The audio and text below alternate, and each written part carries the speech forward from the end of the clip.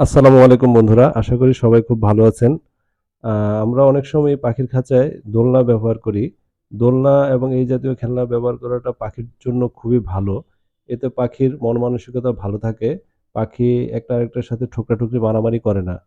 আমরা অনেক সময় দেখে থাকি যে পাখি একটা আরেকটা অনেকগুলা পাখি একসাথে থাকলে একটা আরেকটার সাথে মারামারি করে, ঠোকরাঠুকরি করে এবং এমন পর্যায়ে চলে যায় যে মারতে, মারতে মেরেই ফেলে।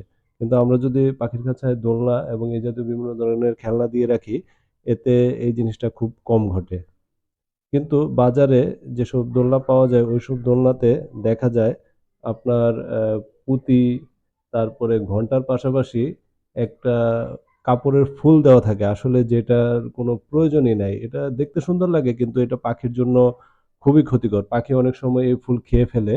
এতে পাখির পাকস্থলীতে অনেক ক্ষতি হয়। এতে পাখি এই ফুলের কারণে পাখি অনেক সময় মারাও যায়।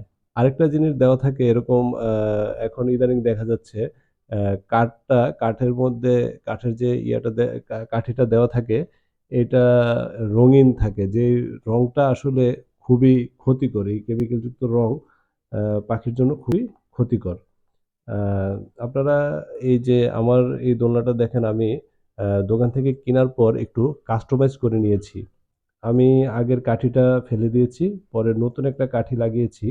অ্যা এটা একটু সাইজেও একটু বড় লাগিয়েছি যাতে ১ টা ২ টা পাখি খুব স্বাচ্ছন্দ্যে বসতে পারে।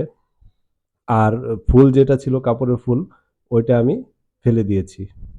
এতে করে পাখি অ্যা পাখির কোনো ক্ষতি হবে না।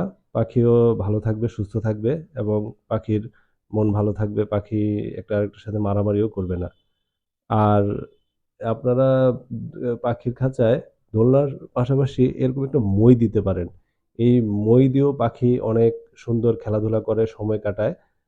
এই মইয়ের কারণেও পাখির মন মানসিকতা ভালো থাকে। বন্ধুরা, এই ছিল আমাদের আজকের ভিডিও। আমাদের ভিডিওটি যদি আপনাদের ভালো লাগে একটি লাইক দিবেন এবং কমেন্টে আপনাদের মন্তব্য জানাতে পারেন। আরও এরকম তথ্যবহুল ভিডিও পেতে আমাদের চ্যানেলটি সাবস্ক্রাইব করে বেল আইকনটি বাজিয়ে আমাদের সাথে থাকুন। আল্লাহ হাফেজ। আসসালামু আলাইকুম।